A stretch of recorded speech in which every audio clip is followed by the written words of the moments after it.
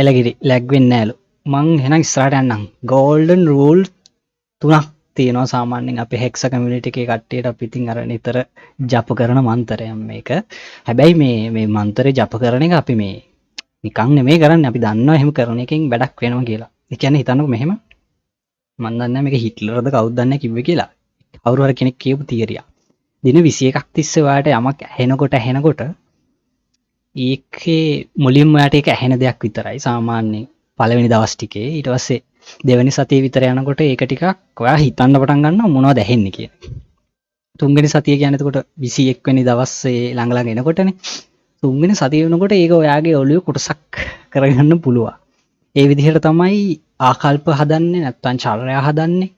එහෙම නැත්නම් අපි කිව්වොත් ඔය සොල්දාදු වගේ අය ට්‍රේන් කරනකොට පවා ඒ වගේ සිස්ටම්ස් තියෙනවා. මේවා ඇවිල්ලා සයිකොලොජිකල් ට්‍රැප්ස් හරිද? කෙලින්ම කිව්වොත්. ඒ නිසා තමයි අපි දැන් මේ එක එක පාට වලින් එක එක ස්ටයිල්ස් වලින් මේ ගෝල්ඩන් රූල් කියලා හැමදාම කියන්නේ මෙන්න මේක. mindset, attitude, devotion.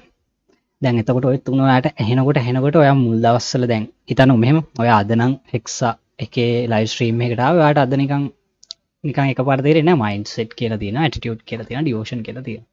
හැබැයි ඔයා මේ කමියුනිටි එකේ සමනෙන් සතියක් දෙකක් හෝ මාසයකට වැඩි කාලයක් තිස්සේ මොන හරි කන්ටෙන්ට් එකක් බලන කෙනෙක් නම් දැන් මෙහෙම කිව්වහම ඔයාට නවත්තන්න බෑ. ඒක ඔයාගේ ඔළුවේ හිතන එක. mindset එක කියන්නේ මොකද්ද කියන එක, attitude එක කියන්නේ මොකද්ද කියන එක, නැත්නම් devotion එක කියන්නේ මොකද්ද කියන එක, ඒක ඔයාගේ ඔළුවෙන් එන එක නවත්තන්න බෑනේ.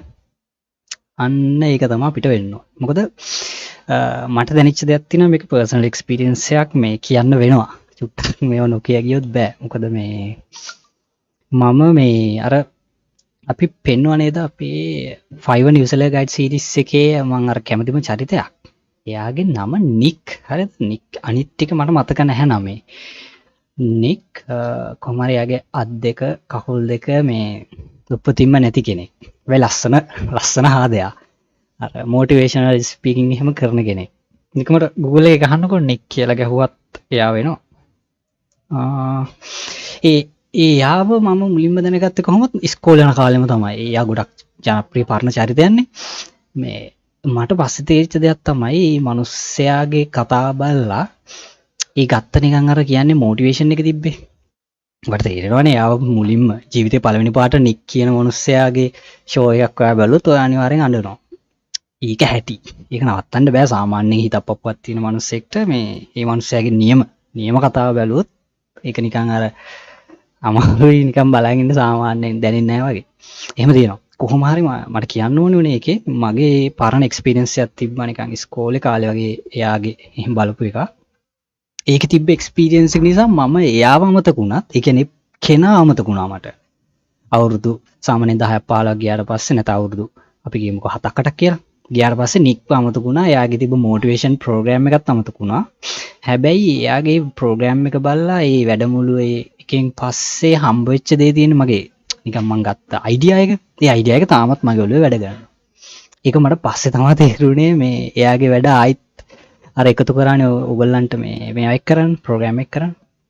එතකොට තමයි මට තේරුනේ ඇත්තටම මේ මිනිස්සයාගෙන් මේ ගත්තු මොන හරි දේවල් ටික තාම මං ගාව තියෙනවා. අන්න ඒකයි මේ ඔය concept නැත්තම් logics ඒ වගේ ඔය මොනවද අපි කියන්නේ ඔය qualities වගේ දේවල් අපේ ඔළුවට කවුරු එබුවත් කමන්නේ හොඳ දෙයක් නා. ඒවා එබුවට පස්සේ එබබු කෙනාගෙන් වැඩක් නැහැ අත්තම කතාව. ඒක එබුවේ ආගමික නායකයෙක්ද නැත්තම් වෙන හිට්ලර් වගේ මේ කෙනෙක්ද කවුද කරේ කියන එක වැඩක් නැහැ. හොඳ දෙයක් නම් දැන් මේ දාපු දේ මාරු විදිහට මේ ස්නෝබෝල් වෙනවා. ඒකට ඉංග්‍රීසියෙන් කියන්නේ ස්නෝබෝල් කියලා තමයි. ඒ කියන්නේ අර පෙරලෙනකොට ලොකු වෙලා ස්නෝබෝල් හැදෙන සීන් එක දන්නව නේද? අන්න ඒ වගේ. අපිට සාමාන්‍යයෙන් කරන්න ඕනේ දැන් මේ වගේ වචන තුනක් දීලා වෙලා ඔයගොල්ලන්ට පොඩි නිකන් පොඩි ස්නෝබෝල් එකක් දෙන්න. එතකොට ඒ ස්නෝබෝල් එක ඔයා දන්නේම නැතුව ඒක පෙරලෙනවා. ඒක හැටි. හරි. ඔය මේ මෑඩ් concept එක ගැන චුට්ටක් හොයලා බලන්නකෝ. ඒකෙන් නම් වරදින්නේ නැහැ.